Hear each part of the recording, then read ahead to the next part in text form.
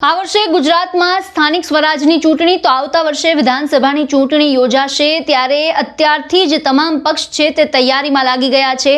આમ તો ભારતીય જનતા પાર્ટી છે તેને હંમેશા ચૂંટણી મોડમાં રહેતી પાર્ટી ગણાય છે। આમ આદમી પાર્ટી પણ ઠેર ઠેર સભાઓ અને સંમેલન ગોઠવી રહી છે અને આ બધાની વચ્ચે કોંગ્રેસ પણ જાણે પીછેહટ કરવા ન માંગતી હોય તેમ કોંગ્રેસ દ્વારા જન આક્રોશ યાત્રાના 2 તબક્કા પૂરા થઈ ચૂક્યા છે અને હવે તે ત્રીજા તબક્કાની શરૂઆત કરવા જઈ રહી છે દક્ષિણ ગુજરાતથી। દક્ષિણ ગુજરાતમાં આ જે ત્રીજા ચરણની જે યાત્રા છે જન આક્રોશ યાત્રા તેમાં પ્રિયંકા ગાંધી વાડ્રા પણ ઉપસ્થિત રહે તેવી એક વાત સામે આવી રહી છે। શું છે સમગ્ર વિગત જાણીશું આ વિડીયોમાં। નમસ્કાર, હું નીલમ ખારેચા, આપ જોઈ રહ્યા છો મહામંથન મંતવ્ય ન્યૂઝ। ગુજરાત કોંગ્રેસ ફરી 2 ફેબ્રુઆરીથી જન આક્રોશ યાત્રાના ત્રીજા ચરણનો પ્રારંભ કરવા જઈ રહી છે। આ યાત્રા 14 ફેબ્રુઆરી સુધી રહેશે। આ ત્રીજા ચરણમાં દક્ષિણ ગુજરાત પર કોંગ્રેસનું ધ્યાન રહેશે કારણ કે કપરાડાથી શરૂ કરીને ડેડિયાપાડા સુધી આ યાત્રા નીકળશે ત્યારે આ ત્રીજા તબક્કાના સમાપનમાં પ્રિયંકા ગાંધી વાડ્રા પણ જોડાઈ શકે છે।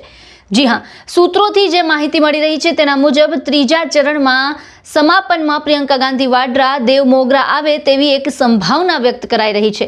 જો કે હજુ સુધી કોઈ સ્પષ્ટતા નથી કરાઈ, પરંતુ સૂત્રો મુજબ કોંગ્રેસ પ્રિયંકા ગાંધીને આમંત્રણ પાઠવી શકે છે અને જો પ્રિયંકા ગાંધી આ યાત્રાનો ભાગ બનશે તો કોંગ્રેસ માટે ઘણી સારી વાત કહી શકાય કારણ કે આ યાત્રા ગુજરાતના દક્ષિણ ભાગમાં યોજાઈ રહી છે। એ વિસ્તાર કે જે એક સમયે કોંગ્રેસનો ગઢ ગણાતો, એક સમય હતો કે આ પટ્ટામાં કોંગ્રેસ ખૂબ જ મજબૂત પાર્ટી ગણાતી હતી। આ વિસ્તારના લોકો કોંગ્રેસની કમિટેડ વોટ બેંક હતા, પરંતુ તેના બાદ ભાજપે જે પ્રકારે સમીકરણો બદલ્યા તેને લઈને ધીમે ધીમે આદિવાસીઓ કોંગ્રેસથી વિમુખ થતા ગયા અને હવે તો ભાજપ બાદ આમ આદમી પાર્ટીના ચૈતર વસાવાનો પણ ત્યાં દબદબો જોવા મળી રહ્યો છે। આ સ્થિતિમાં કોંગ્રેસ ફરી આદિવાસીઓને પોતાના તરફ કરવા માટેના પ્રયાસ કરી રહી છે। જે રીતે કોંગ્રેસના નેતાઓ જેમ કે તુષાર ચૌધરી, અનંત પટેલ, જિગ્નેશ મેવાણી અહીંના પ્રશ્નોને ઉઠાવી રહ્યા છે તે જોતા કોંગ્રેસ ફરી આ પટ્ટા પર પોતાનું સામ્રાજ્ય સ્થાપવાના સપના જોતી હોય તેવું લાગી રહ્યું છે અને ગુજરાત કોંગ્રેસ સારી રીતે જાણે છે કે ત્યાંની પ્રજા જે તે સમયે કોંગ્રેસ સાથે જોડાયેલી હતી અને માટે જ ફરી તેમને પોતાની તરફ કરવા માટે કોંગ્રેસ અહીં યાત્રા કરી રહી છે અને તેમાં પણ પ્રિયંકા ગાંધીને આ યાત્રાનો હિસ્સો બનાવીને કોંગ્રેસ આદિવાસીઓને પોતાના તરફ કરવાના પ્રયાસ કરી રહી છે। મહત્વનું છે કે દેવ મોગરામાં આદિવાસી સમુદાયના કુળદેવી પાંડોરી માતા બિરાજે છે જે નર્મદાના જંગલોમાં આવેલું મંદિર છે અને અહીં મંદિર સાથે લાખો આદિવાસીઓના લોકોની શ્રદ્ધા આસ્થા જોડાયેલી છે।